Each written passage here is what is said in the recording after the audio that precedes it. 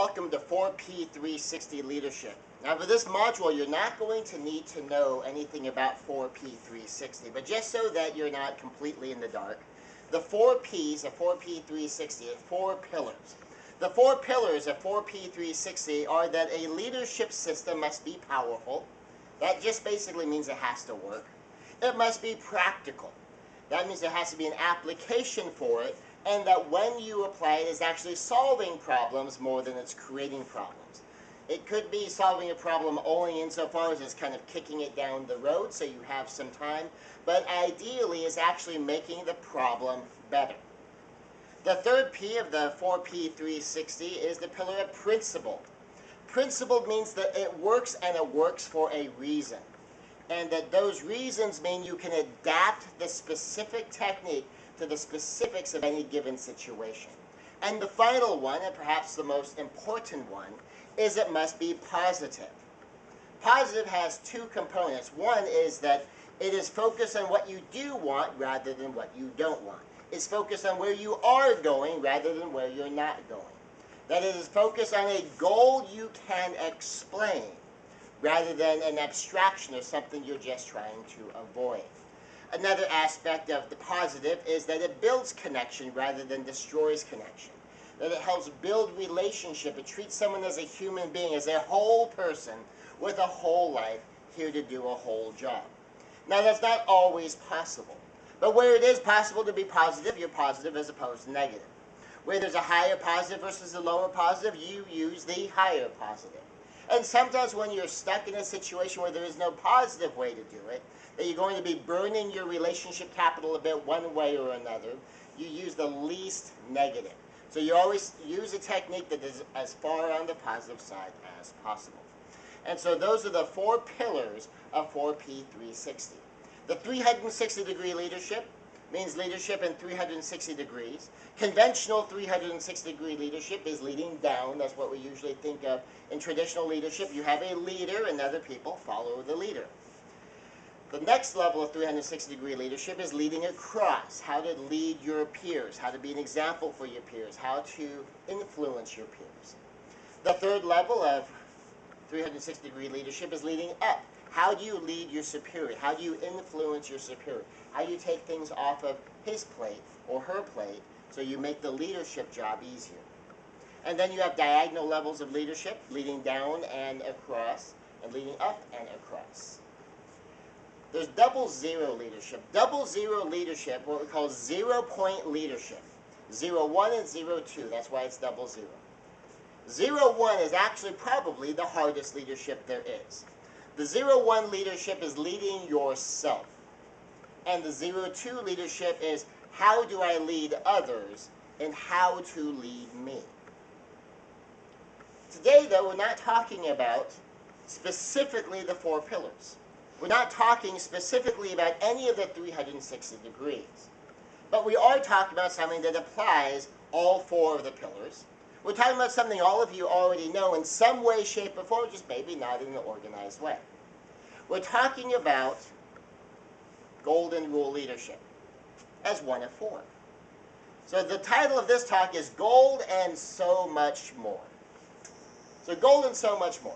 Now a little bit about me. I'm Scott Conaway, PhD, JD. PhD just means I spent a whole lot of time in school. JD is a law degree.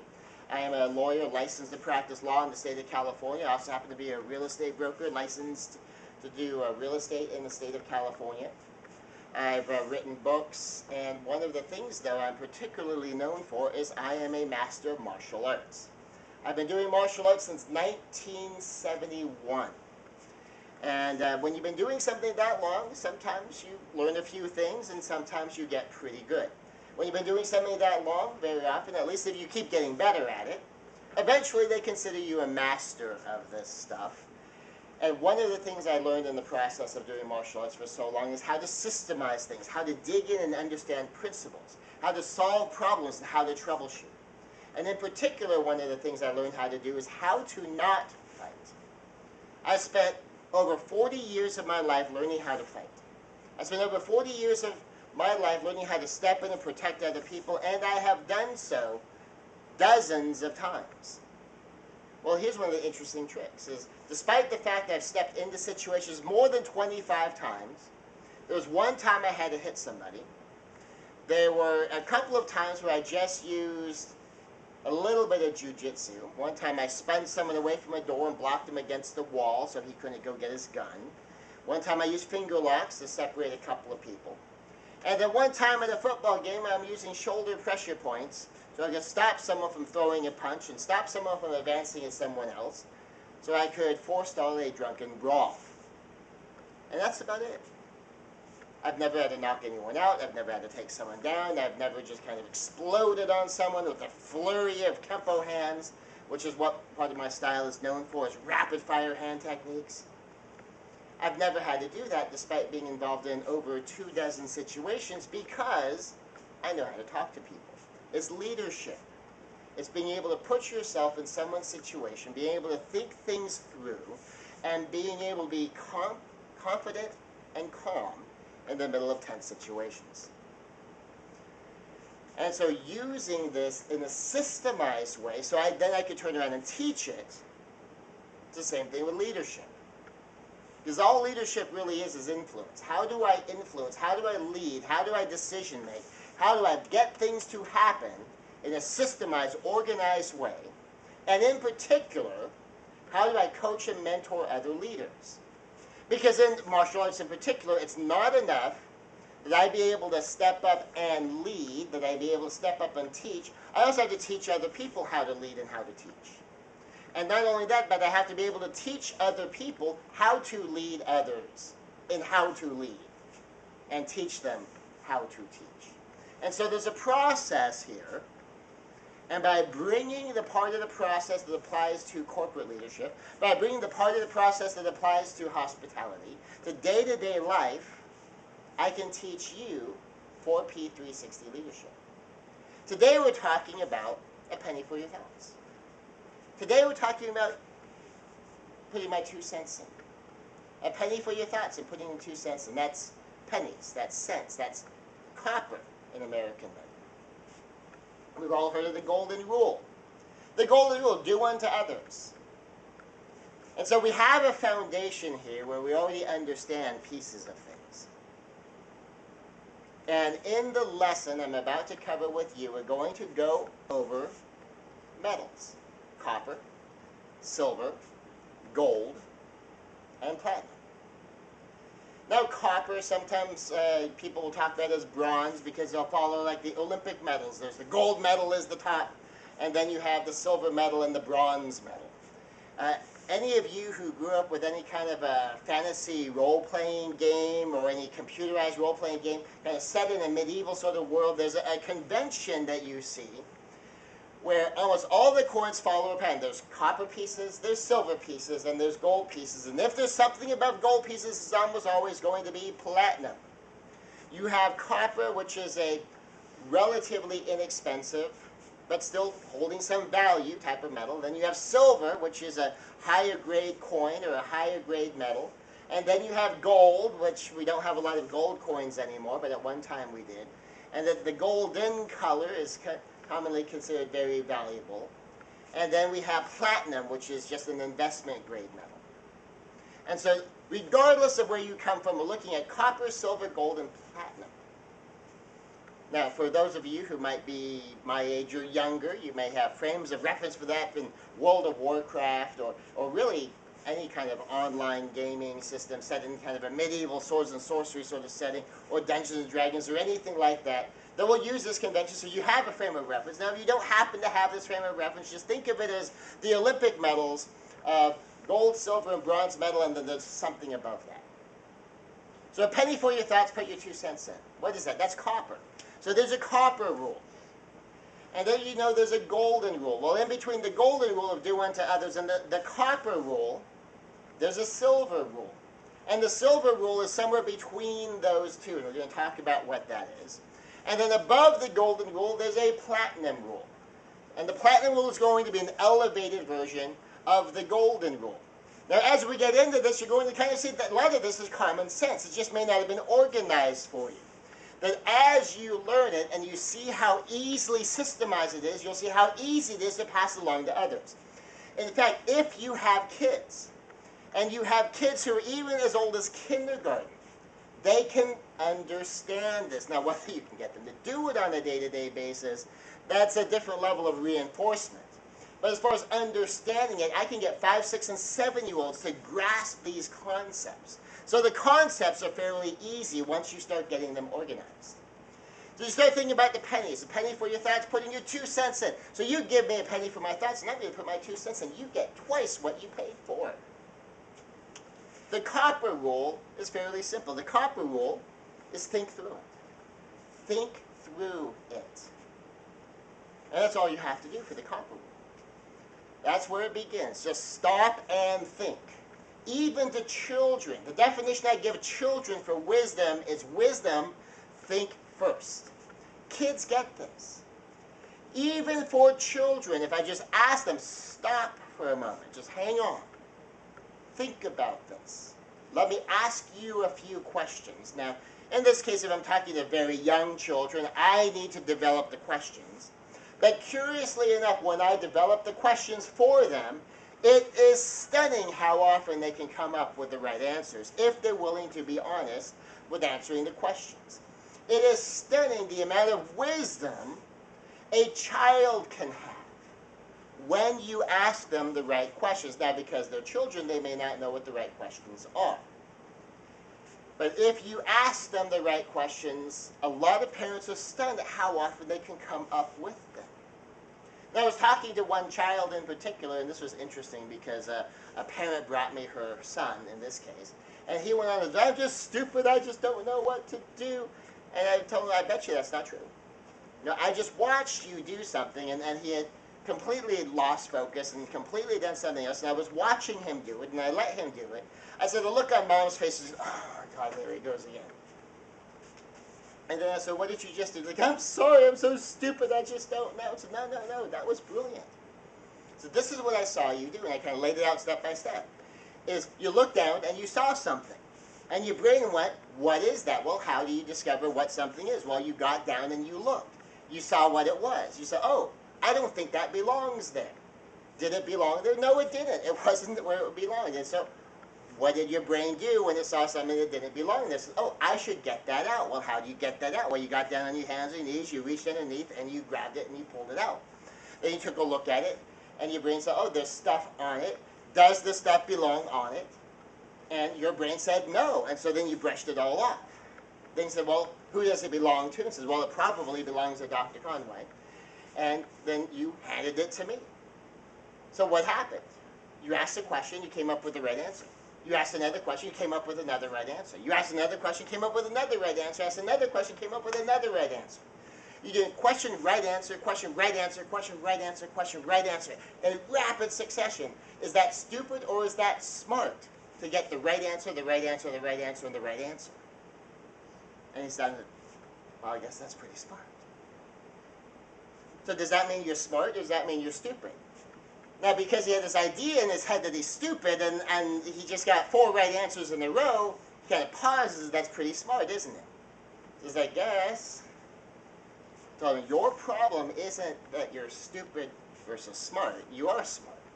The question is, we need to train your brain to ask the right questions. You're really good at getting the right answers. What you need to learn is how to ask the right questions. And your smart brain will figure out the right answers. And something, oh, wow. Transformed the way he saw himself in one conversation. Now, I've gotten to see this kid over a couple of weeks, or a couple of months since then. And the transformation in him is enormous. Now, not complete. I mean, he's a kid. But we're adults. If we learn how to ask the right questions, if we can look at something and think it through, if these children are smart enough to get the right answer, of course we're smart enough to get the right answer. If they have enough life experience at 5, 6, and 7 years old to come up with good answers, well, we're smart enough to come up with good answers. We just need to pause and think it through. So if we think through it, the copper rule is, think through it. Think through it. Now, Nordstrom has a rule. Now, you may have heard of the Nordstrom rule. The Nordstrom rule is use good judgment in all situations. Use good judgment in all situations. Now, that is kind of the classic employee handbook. Now, back in my day, when I was in high school, it was a little bit more expanded. It says, rule number 1, use good judgment in all situations. There will be no further rules. Now, literally, does that mean they have no policy other than, like, I don't know, whatever you want to do, you do it. If you think it's a good idea, do it. Of course not. I mean, they have some guidelines. They have things that are part of their corporate culture. They hire to their culture. And they kind of give you guidelines, and they kind of coach you and mentor you along the way. So, of course there's going to be more to it than that. But it all distills down to this one basic idea, is use good judgment in all situations. Now, back in the day when I was a kid, we used to have this thing called common sense. In a conversation with my mother, we discussed this in some detail. We determined we can't call it common sense anymore because it's not common. Used to be, we call it a horse sense, meaning it's so obvious that someone with the sense of a horse could figure it out. Well, now not a lot of people know that much about horses, so we won't use horse sense. But we can't use common sense either because it doesn't seem like it's common enough. So we call it good sense. So do you have good sense? Now, let me ask you an honest question. How many of you have ever made a stupid decision besides me? I've made stupid decisions. How many have ever done a dumb thing? Maybe you made a good decision, you still did the dumb thing. You made a good decision, you did the dumb thing anyway. I've done that too. So we've all done that. But how many of us, when we stopped and we thought about it, we reflected on it for a moment, could come up with a good answer? And that if we actually walked out our good answer, we could have done okay. That's all of us. All of us. For working for Nordstrom's, when I was in high school, one of my friends got a job at Nordstrom's. Now, this is back in the day where the minimum wage was $3.35 an hour. And he was making $9. And, the way we were looking at it, that's triple minimum wage. How are you doing that? Oh, my gosh. And, and he was talking about, working at Nordstrom's and this rule of the one rule. And that there will be no further rules. Now, think about this. A 16-year-old high school kid. Do you have more life experience than a 16-year-old high school kid? Do you have more life to draw on to be able to make a wise decision than an average 16-year-old? Even if you are 16, a 16-year-old back in the 70s and 80s versus a 16-year-old now, do you have access now to more information by which you can make a decision just by virtue of being able to Google something? The amount of information available now we can draw upon is enormous compared to back then. So even if you're the same age, even if you're younger than he was, you have more information to draw on. And if he could be trusted by a corporation like Nordstrom's to exercise good judgment in all situations, can't you be trusted to think through it yourself?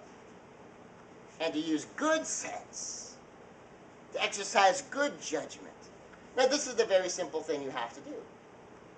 Define the problem, propose a solution.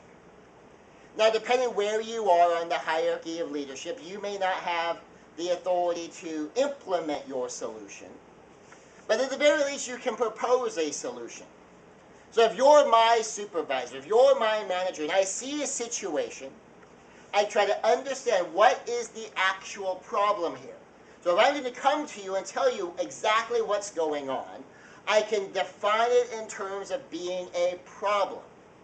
Not in just being a situation, but what is the solvable problem?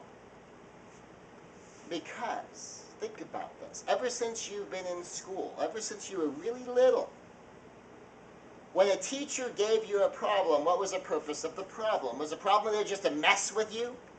Or was the problem there to be solved? Okay, well sometimes it feels like it did mess with you, but the problem is there to be solved. You're not being given problems that have no solutions. You're being given problems that do have a solution. Now, how well they taught you how to solve the problems, that could be a completely separate education issue. But they're giving you problems that have solutions, and they're trying to teach you a method of solving the problem. And so the definition of a problem is something with a solution. And so you define the problem in a solvable way. You define the problem like a word problem, like you might give an elementary school kid. Try to keep it as clean and simple as possible, and define your problem, and then propose a solution, one or more solutions. So General Norman Schwarzkopf, back in his colonel days, was put in charge of a logistics base. Now I heard this directly from him, so this isn't even a second or third hand story. And one of the things he said he did is he got there knowing nothing about how to run a logistics base, knowing nothing about logistics. He was going to have to learn this while being in command. So one of the things he did is he got there and he asked, who on this base knows more about logistics, more about running things, more about getting things done than anyone else on the base? And it wasn't even the highest ranked person on the base. It was one particular captain. And what he asked his captain to do is, when there's a situation, I want you to define the problem. I want you to come explain to me exactly what the situation is. Give me all the important details. I want you to give me 3 different solutions. 1, 2, 3 different solutions. The one you would recommend most, and why. And says most of the time, especially in the beginning, I just went with the captain's recommendation. I didn't know anything one way or the other. And if what he was talking about made sense, I just went with his recommendation. I figured at the very least it's not going to be a bad decision because he does know what he's talking about.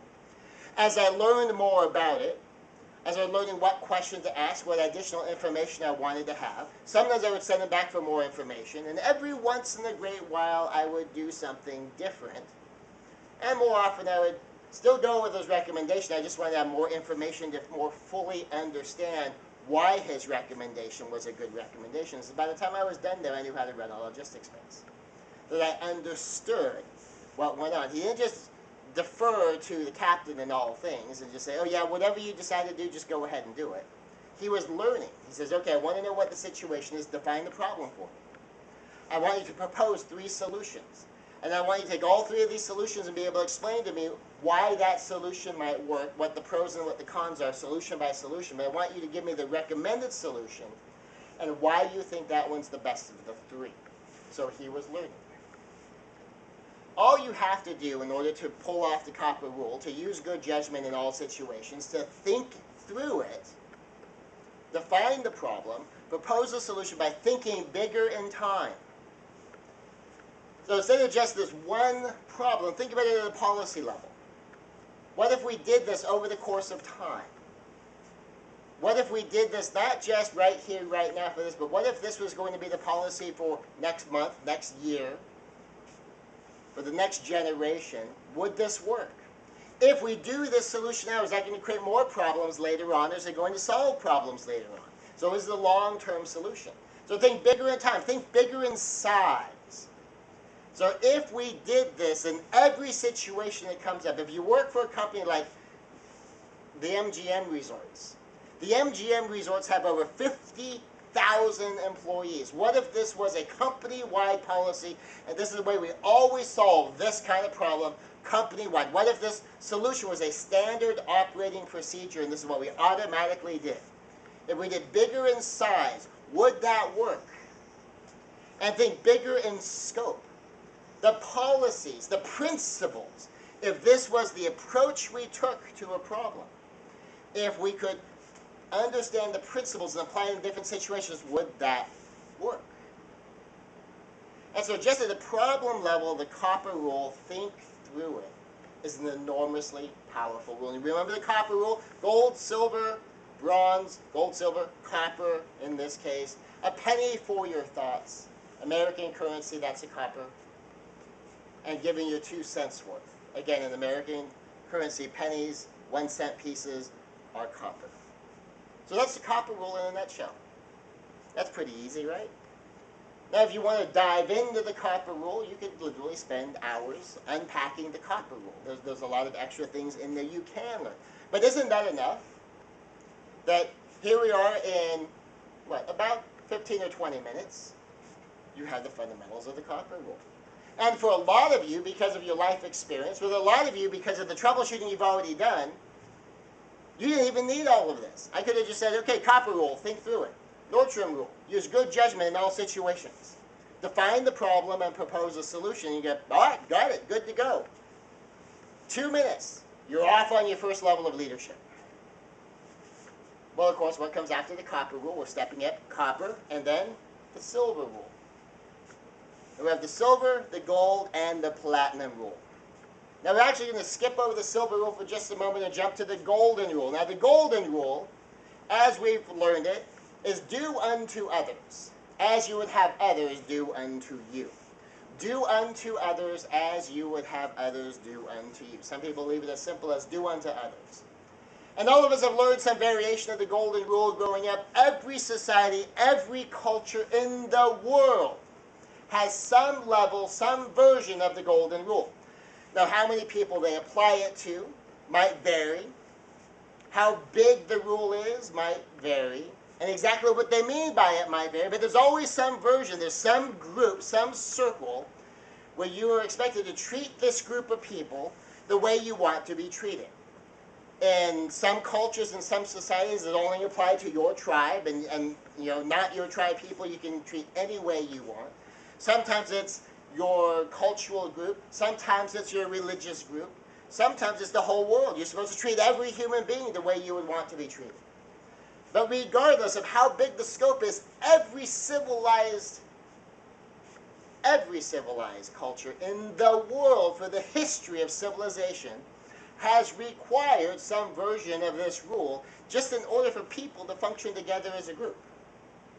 So that's the golden rule. Now, a lot of times we think it comes from the Bible, but like I said, it comes from every culture, every society. It transcends culture. It transcends religion. Now, for 4 seasons. Now, 4 seasons right now is like the cream of the crop, the creme de la creme in the hospitality. Now, 4 seasons, Isidore Sharp. Keeping in mind that 4 seasons used to be just this little kind of drive-up motel kind of thing. It was a low-end, Motel 6 might have been a step up when they started. And they didn't actually originally set out to be the best of the best of the best. They just set out to be better than they were. And Isidore Sharp, when asked, how did you do this? And he's the founder.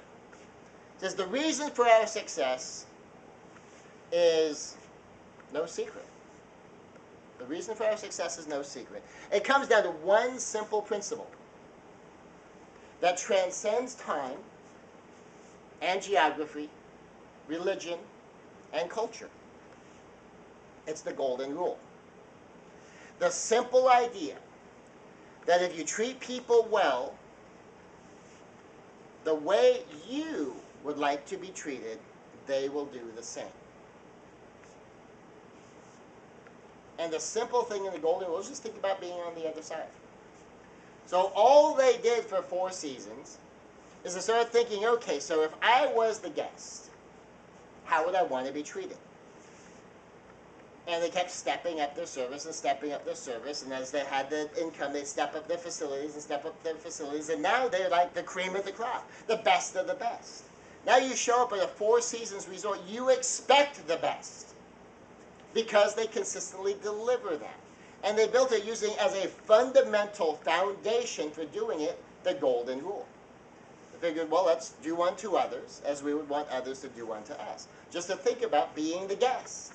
Think about being on the other side. Now, because almost all of us have grown up with the golden rule, this probably doesn't need a whole lot more unpacking.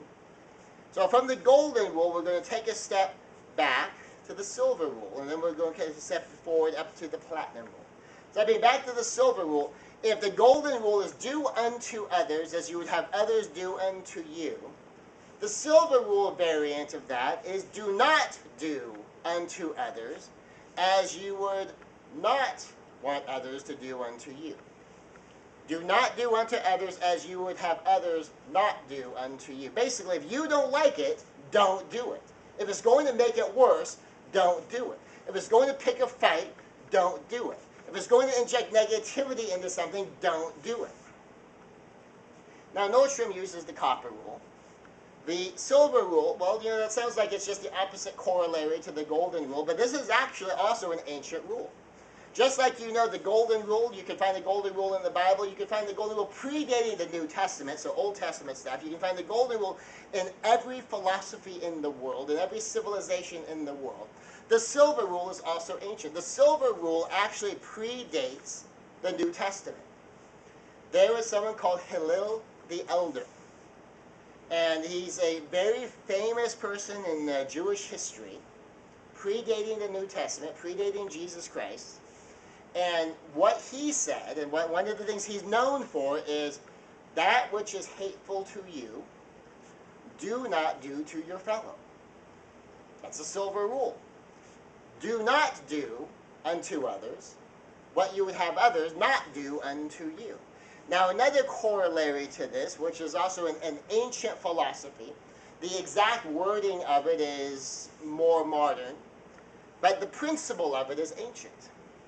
And it's primum nocere. And basically all that is, it's first do no harm. How many have heard that? First do no harm. Typically we think of it as a part of the Hippocratic Oath. Part of being a doctor is try not to make the situation worse. If you're going to do something, try to make sure it's going to make it better in the end, not worse in the end. We're not going to do things to people that are intended to do more harm than good. Doesn't mean that's not the way it plays out sometimes, but the goal is first do no harm. At least make sure you're not making it worse. At least try to make sure you're not creating new problems. You're not creating more problems. Sometimes if you kind of kick the can down the road, the can's kicked down the road, and it's the same problem later as it is right now. What you've done is you bought yourself time. Sometimes, though, by kicking the can down the road, that's going to be a bigger problem later on. If you don't solve it now, it's going to be huge later on. Well, it's the dragon in the egg. You want to slay the dragon in the egg while it's a small problem. So there's one young leader that I was initially coaching some years ago, in her 20s at this particular time. And what she had realized she had done in one particular leadership situation is that she took note of a problem. And she thought, okay, well, I'm not 100% sure how to solve this problem. And, back in those days, she wanted to be 100% sure. And what she realized she had done is because she wasn't totally sure how to address the problem, she didn't. And the way she reflected on it later on, it was like the dragon in the egg. Then the dragon hatched. And I realized, okay, well, now it's a bigger problem. Now I really don't know how to handle it, but I can avoid this for a while. Well, over the due course of time, the dragon grew up, and now it's raiding the villages, and now she has to deal with it. And she realized it had gotten too big, and she couldn't do it on her own. And that had she just taken the not 100% solution, had she made her best effort before, had she gotten some help before, it could have been relatively easy to solve. And so for her, one of her first leadership lessons was the silver rule. Don't make it worse. And in her case, putting it off was making it worse. And now she's brilliant. Now she's the sort of leader that can distinguish between, I can buy myself time, and that gives me more opportunity. And the problem's going to be the same later on as it is now. So that's a good time buying. This one's a dragon in the egg. This one we better solve now. This one we better nip in the bud before this becomes a problem. And she can make that distinction. Now, in her case, she is also a direct report. So she's not only a leader, she's also a subordinate, but she also knows 4P360 leadership. So she leads up. And recently her boss said, one of my favorite things about you is you make me look good. He recognizes her contribution to the team, and that the way she contributes makes him look good, and that's part of the 4P360 leadership. That's her leading up. That her presence on the team helps her leader. And one of the big things she learned that she mastered with stunning ease, once she had the realization, she has the wisdom and the maturity and the life experience, and in her case, this silver rule experience to draw on, to tell her, I need to lead with the silver rule. I need to make sure, first, do no harm, make sure I don't let the problem get worse. Now, of course, we've already covered the golden rule being do unto others as you would have others do unto you. So now let's step that up to the platinum rule. The platinum rule is what the golden rule really means. The golden rule, do unto others as you would have others do unto you, doesn't really mean you treat other people exactly the same way you want to be treated. The Golden rule means what the platinum rule actually says. Do unto others as others would have done unto them. Do unto others as others would have done unto them. And it's the real spirit behind the golden rule. Now, Tony Alessandra talks about the platinum rule all the time. And, he uses his grandmother as an example. I'll use a slightly different one. So suppose I love to vacation in resorts, but you're a camper. You love to go camping. So you want to plan a great weekend. If you know I hate camping, I love the resort, and you love camping, and yeah, you can give or take the resort.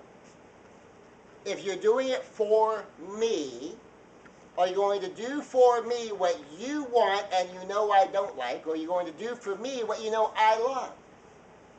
Obviously, you're going to do for me what you know I love. Now, if you want me to do something with you, as opposed to you doing something with me, then you will invite me to join you camping. If you want to join me, well, you might come join me at the resort. And if we want to do something that both of us will enjoy, well, then we find something both of us would enjoy. And it might not be camping or a resort. We might do something completely different. So the platinum rule. Find out what someone else likes, and then do that. All you have to do in the platinum rule is think about the other person. Now think about the copper rule, the silver rule, the golden rule, and the platinum rule. All of us have learned this. Think about it. How old do you have to be before you're asked for the very first time, like, think about it? We ask kids to think about it. The silver rule. Don't make it worse. First, do no harm, kind of the formal structure of it. But we learn fairly young. If you don't like it, don't do it to somebody else. If you don't want people doing it to you, don't do it to them. The golden rule variant in the negative side. Don't make it worse. If you don't like it, don't do it. If you know someone else wouldn't like it, so the platinum corollary to the golden rule is don't do to someone what you know someone's not going to want done to them. So we learned that growing up too. The golden rule, do unto others. If you're not sure what to do something you know you would like. What would you enjoy? And of course the platinum rule, like, well, what would they like? So we get this growing up. And just by organizing it in some sort of a systematic structure, so that the versions of it that maybe we didn't quite internalize growing up, that we didn't really focus on in kind of an organized fashion growing up, suddenly becomes more evident. So we can pause in any given situation and think through it. Think, okay, well, first I want to make sure I'm not making it worse. So if all you do is whine about it, if all you do is complain about it, is it getting any better? Is it getting any worse? Well, yeah, complaining, whining, bringing that negativity into it can make it worse. Especially if what you're whining and complaining about is being cast in a way that cannot be solved.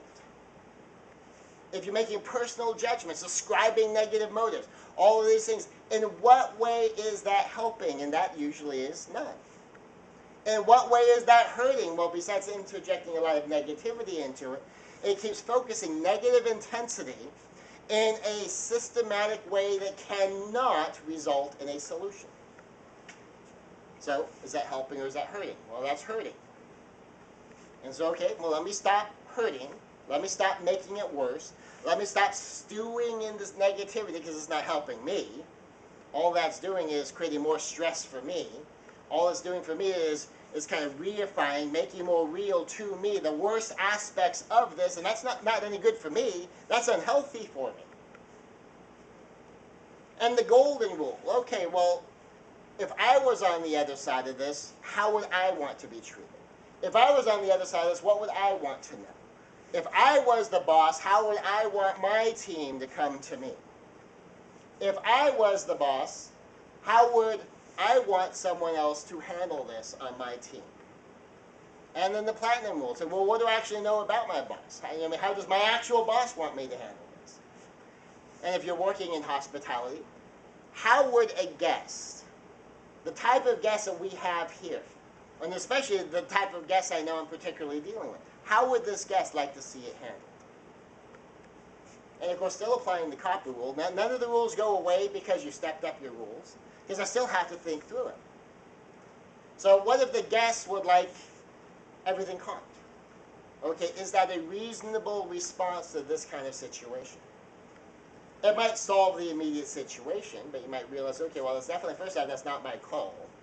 And I understand while that might be what this particular guest might want, at this level of problem, that's not a reasonable solution, because if we did that at this level of problem, some of which might be self-created by the guest, we're inviting guests to behave in this way, and that might not be behavior we want to encourage. It might have to be a different level of solution. Certainly a level of solution that probably involves the manager intervening and the manager applying a policy rather than the frontline person applying that kind of policy. Okay, well then that's easy. Well, kick it up to the manager, let the manager solve it. So all of the rules apply all the time. Copper, silver, gold, and platinum. The copper rule, put it all together. Copper rule, think through it. Silver, first do no harm. Gold, think about being on the other side. And platinum, think about the other person and the other person's perspective. Now, if you're an extrovert and they're an introvert, or you're an introvert and they're an extrovert, anything you might know about them or being able to reasonably guess about them, just think about their perception, their perspective, from where they are. Gold, silver, platinum. Start with your golden rule you all grew up with. Silver, platinum, do no harm, do what they want. And of course, always keeping the copper rule in mind of think through it. So those are some fundamentals. And then we take these fundamentals, we take copper, silver, gold, and platinum into all of our directions in 360-degree leadership. And we're going to do that in an upcoming module. We're not going to do that right now. Right now, we're going to take a break.